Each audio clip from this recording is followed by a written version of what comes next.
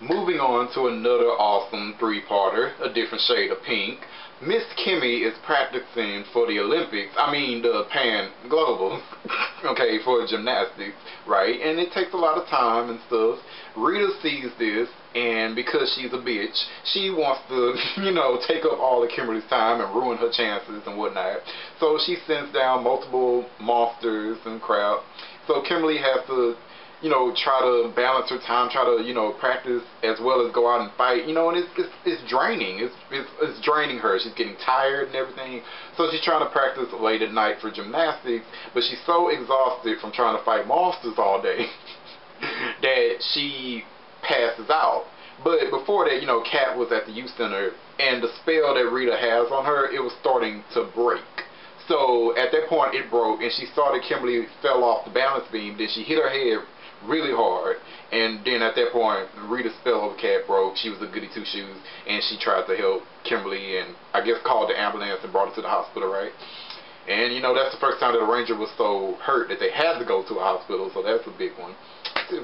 And on the spell that Rita had over Kat, they showed a few times before it broke permanently, that the spell was wearing off, and Rita had to keep putting Kat under the spell.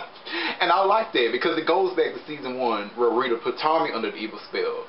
Like, if Rita never gave Tommy the Sword of Darkness, then the spell would have constantly been wearing off of him like it was wearing off of Kat in season 3.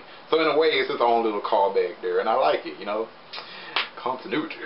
In the rest of the three-parter, Kat tells the Rangers that, hey, Lois and Rita used to have me on the spell, and I was doing all this shady shit behind your back, so sorry about that. So she told them that, and then Lois and Rita tried to blackmail the Rangers, saying, you either turn over Kat to us, or we will, kill Ninja, or like send them to the Sea of Sorrow or something. I don't remember. But yeah, so the Rangers, they try to pretend like they're going to give Kat to them, but it backfires, and the villains end up capturing Kat anyway. And they put her in this cell that is next to the pink power coin. And she manages to trick Rito and escape with the power coin. Like, once the power coin was in her hands, Alpha was able to sense, her location. Because it's like, the power coin is in the hands of Good again. And he was able to teleport Kat and the power coin to the command center. And, yeah, Kimberly was going to go to the Pan Globals and stuff. So she gave Kat her power coin and let her take her place as the Pink Ranger. Oh my god. Let me just say that Kimberly had the best send-off of, like, any original Ranger. Like, seriously. Like, the dialogue during that scene was just so moving, and it was great. It's like, I seriously want to know, why did the writing get so good in season 3? Like, what motivated them?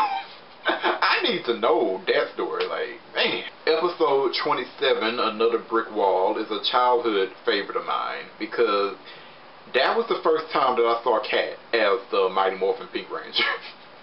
Like, before that, I never knew that she was that. I always thought that, something happened, and then she became just the Pink Zero Ranger, and then Pink Turbo. I never knew that she was Pink Mighty Morphin too. So that was a shock. And she used the ninja powers. I was like, what? So yeah, it was always one of my favorites just for that. Now we move on to the last three-parter in season 3, Master Vile in the Metallic Armor, where we're introduced to Rita and Rito's daddy, Master Vile. Oh, from the old school, man. Like, the first time I saw this three-parter was in 2003, I believe, from Power Rangers Generations on Jetix, And yeah, I've always wanted to see this. Like, I used to read on it a lot, like on the internet. So I was so happy when I finally got to see it and record it, and it definitely didn't disappoint. Like, this three-parter is awesome, man. When Master Vile showed up, damn, like, they just made him come out badass from the start, because he shows up and he is so powerful and evil that he temporarily shuts off all power to the command center. Come on, man. I mean, seriously. And then he creates this monster that literally does put Lord Zed and Rita's creations to shame. And it steals the energy from Ninjor, and it steals the energy from the Azors, and it even steals the energy from the Rangers. Like, come on, man. And it is the episode where the Rangers got their metallic armor, which is nothing but some glitter thrown on them. Yes, I know. And a lot of fans always complain and dog them for this, but I don't know. I have a soft spot for the metallic armor. I mean, it's just so cheesy and goofy that I like it. And yeah, I would have preferred if the metallic armor was the, you know, the movie suits, but hey, I mean, what can you do? They did what they did. These episodes also introduced the Zeo Crystal, and Master Val was trying to get it, because apparently he conquered this galaxy a long time ago, the M51 galaxy. And before he fully conquered it, the people there hid the Zeo Crystal in in the palace they had. So they hid it underneath the palace, and they put a force field around it to keep anybody who was evil from touching it, you know. So apparently that palace is now Zed and Rita's moon palace, and the Zeo Crystal was underneath there. Now, in an attempt to try to make this somewhat make sense in my head, I would say, like, you know, when Rita was trapped in the dumpster, like when she was let out, maybe she called her dad and she was like, hey dad, like I need a palace or something, and maybe he sent over that palace and that what she lived in. And then in season 2 when Zed came over, he changed it, because Ninja did say that in the episode. Zed, as you know, Zed took over the alien palace above the caves, like his evil corrupted everything, but it couldn't destroy the pure good and the caverns below. Like, so that's how I take that as, you know, trying to make it make sense a little bit.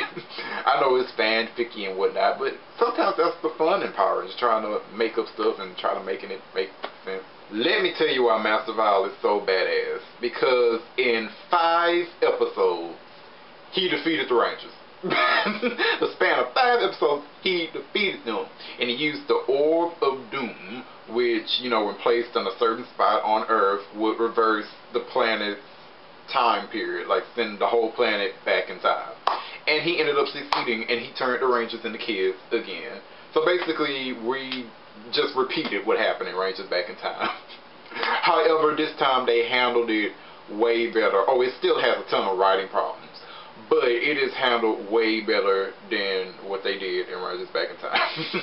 When the Rangers were kids, only Billy lived in Angel Grove. And this time, the writers had the characters, you know, remember that. Like, when Kid Bulk and Skull saw the Rangers, they only knew who Billy was. And I love that. And this time, the Rangers, you know, retained their memories because of their power coins. Like, and I like that. I mean, these are new power coins that Ninja made for the Rangers. So, you know, they have different abilities, and they apparently can protect the Rangers from the spell. I mean, that's fine, you know. And apparently the Shogun was also protected from the time travel spell. You know, I can buy that. It's fine. I mean, the only thing that's kind of wonky is that how come Ninja is not, you know, immune to this spell either. But oh well, let's just say only thing connected to the power coin. Oh well, Ninja was connected to the power coins. Look, alright, okay, it has its problems, like I've already admitted to that, but it still was handled better for me than they handled it in Rangers Back in Time.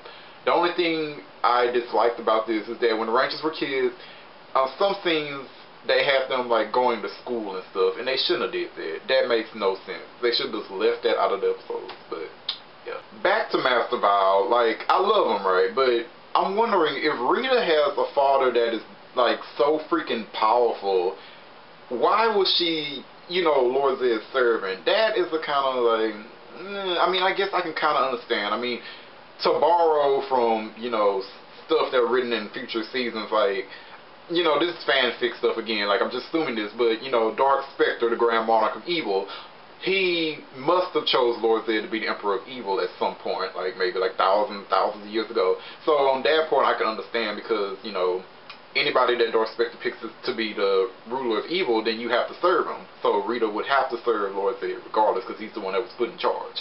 Still, I would say that Master Val's power rivals Lord Zed, and even if he was the Emperor of Evil, that was my daughter. I'm not going to let her serve anybody, damn, you know what I mean? But, I don't know. And they did throw that, like, this throwaway line, like, one of the episodes where Lord Zed said that Master Val was just a pretender to his throne. So, I don't know. Maybe the reason Master Val showed up is because he was coming for Lord Zed's spot. I don't know.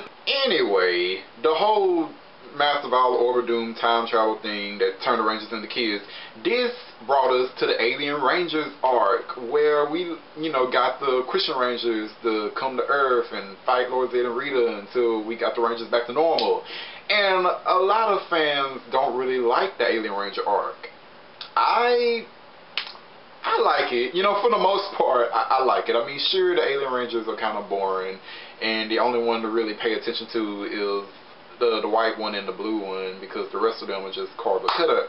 But I still like this arc overall. Like, from a writing standpoint, it's brilliant. Like, I just love it. Like, this is what really led to the expansion of the Power Rangers universe. I mean, it was a start with the Masked Rider, but then adding the Alien Rangers into it, like, seriously, we learned that there are other Rangers in the universe. That is a big thing.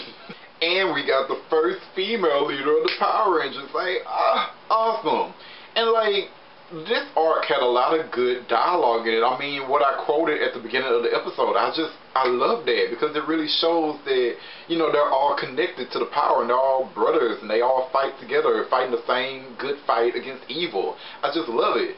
And there was also a scene, I think it was in Alien Rangers Avatar Part 2, where Master Vile had like a bomb put on the command center, and the other Rangers had to evacuate the place. And before they left, the Kid Rangers told Alpha that, I think Aisha said it, she said that, "We love you, Alpha, be careful," you know. And Alpha, you know, he just teleported them out. And after he teleported them out, he said, "I love you too, Rangers." Like, that is pretty damn moving, at least to me.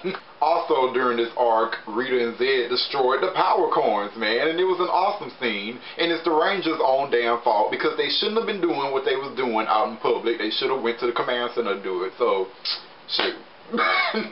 Oh, and the Rangers, you know, they went on the Zeo quest here, because the Zeo crystal was thrown through a portal and all sent across time, and each of the Kid Rangers had to go after it. And you know, and I kind of liked it. You know, the best Zeo quest was Adams. That one was hilarious, because he had to find this old man, this old wise man in Korea to get it. That man had me cracking up. Like, if you have never seen Adams Zeo quest, you should watch it. It was just hilarious. So, Season 3 ends in a two-parter, Hog Day Afternoon, and it has the Equestrian Rangers facing off against their enemy from their home planet, the Hydro Hog. Like, Rita and Zed brought them here to help them fight. And, yeah, the Rangers, they ended up destroying their mortal enemy using our Earth Rangers, Shogun Swords. And it was a damn good fight too. You know, I'm not that big of a fan of Megazord fights. I know I'm weird for a Power Rangers fan, but I love that fight, because the Shogun Mega Falcon Zord is just beautiful. Yeah, and then at the end, Aisha decides that she wants to stay in Africa, and she sends Tanya back with her Zeo crystal, and they have all the Zeo sub crystals. They put them together, and you know, they reverse Master Vile's spell, and everybody's the normal age. Time is back to the present. The Alien Rangers leave, but then Goldar and Rito break into the command center, steal the Zeo crystal, and then they blow the place up. It is awesome. Like, that was an awesome cliffhanger. I mean, honestly, it doesn't have any effect on me, because I saw these episodes all out of order. But if I had saw this in order and had to wait like all summer long until Power Rangers Zeo, like, that would have blown my mind away. And it just sucks that I can never feel that experience. But still, just watching it now and seeing that place blow up, that is amazing, man. Like, Lord and Rita basically won at the end of Season 3. So yeah, that's my long review of Season 3. Like, I love it, and it's definitely in my top 5 favorite seasons of all time, man. The writing was just so good. And yes, I mean, the action, it had a lot of original action, and a lot of it has aged, you know, since then, but it still is decent enough for me, and they still have some good fights in this season too, you know.